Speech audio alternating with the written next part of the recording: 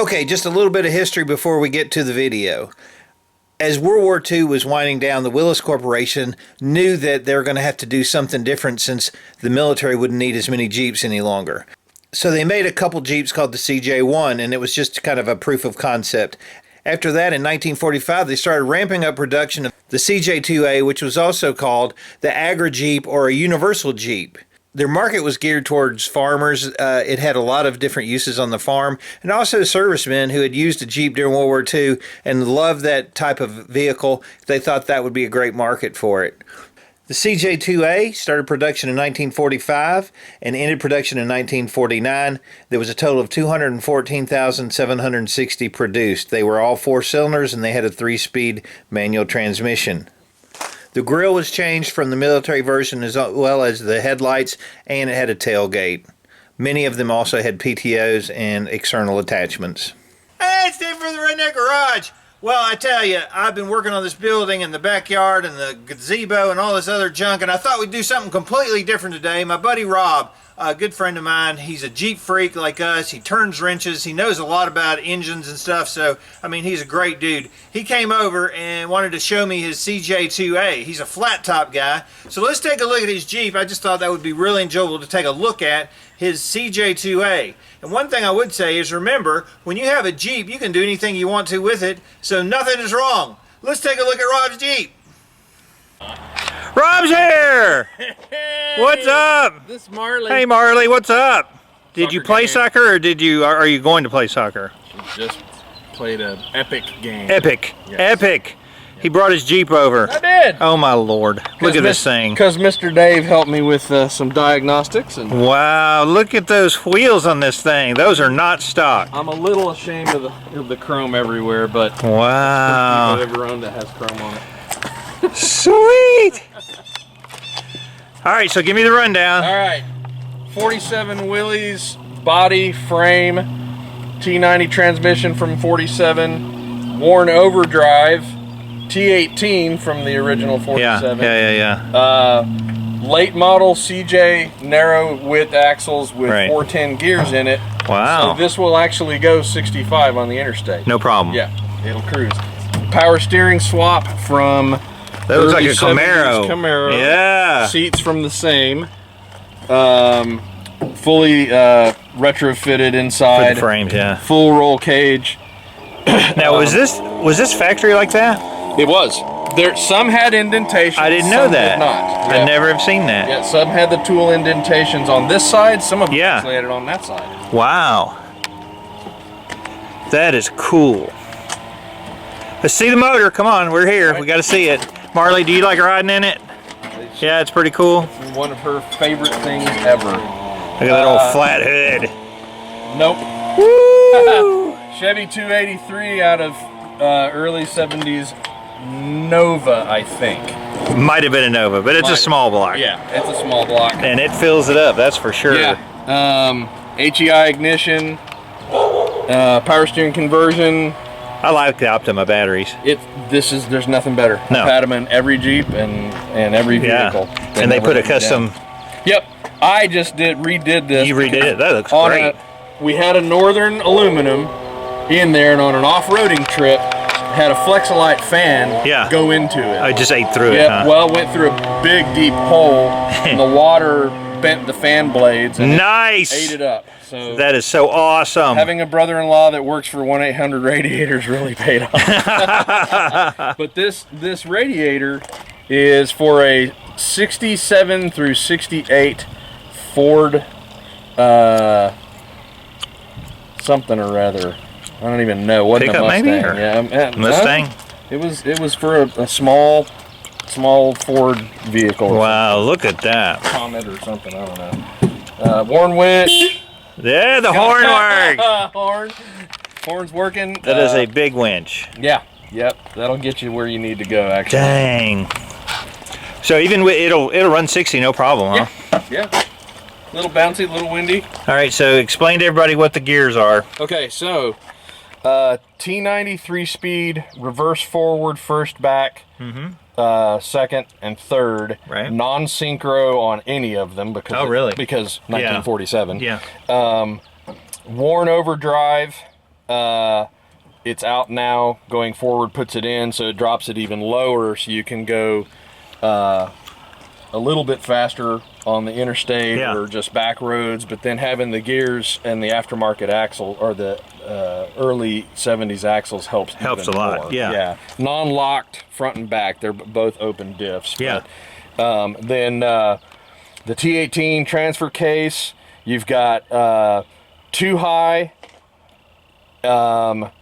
2 low, and then 4 high and 4 low. Wow, that's and then cool. just in and out. Yeah. Yep. And then it's had some premium worn hubs fit onto the CJ axles.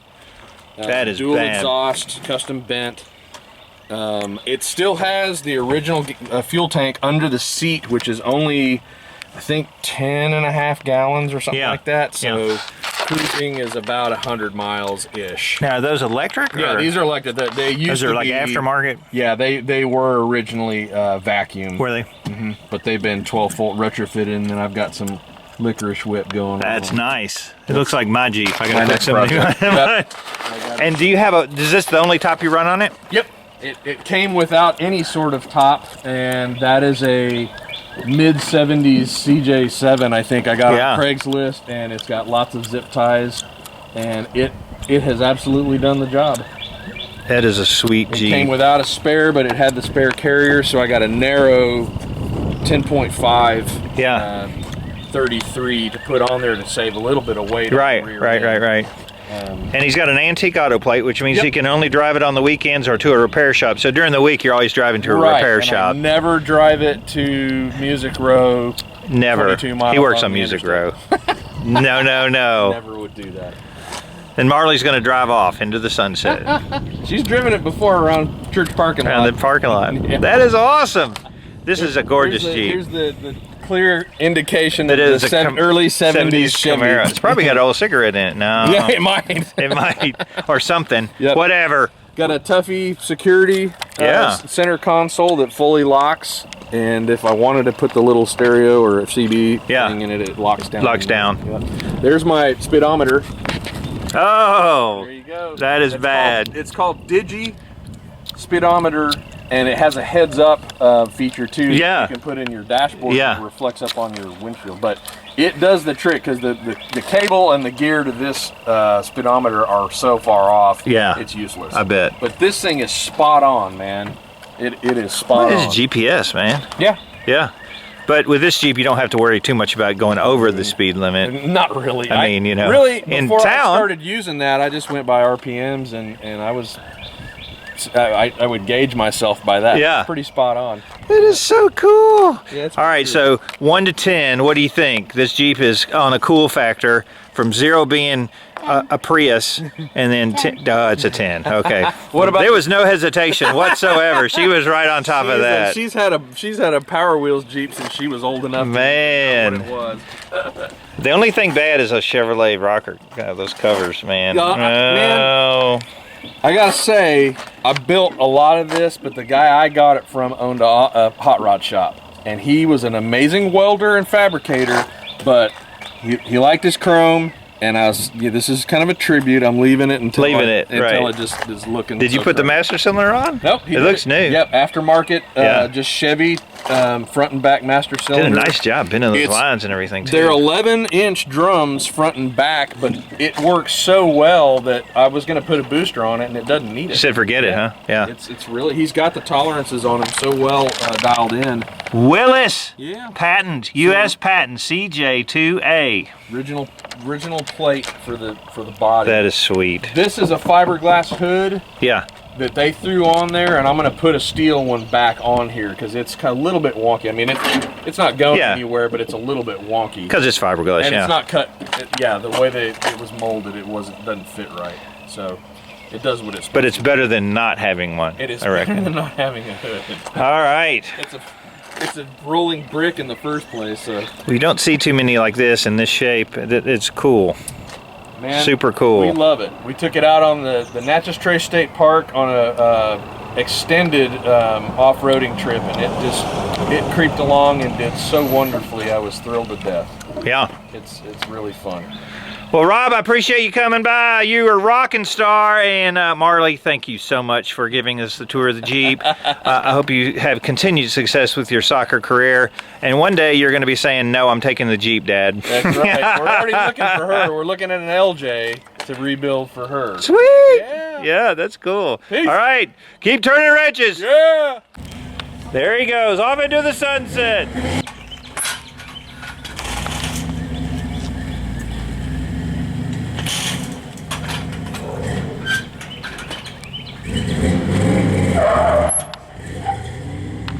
All right, how cool is that, man? That you see very few Jeeps that were built in the 40s that have a GPS-enabled speedometer.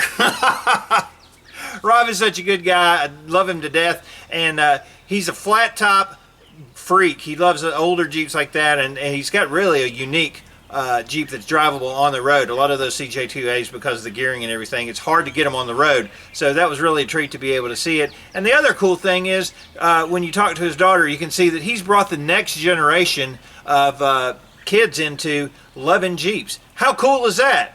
Rob, thanks for bringing it over. Redneck Garage is just eternally grateful. We got a bunch of other videos coming up. I got a Toyota pickup truck thing. I got backyard, gazebo, all kinds of garbage. Hopefully I'm transitioning back into doing some car work. I got to paint my neighbor AJ his bumper. We're going to shoot that. That's going to be a down and dirty, quick, get her done, clear coat, silver bumper.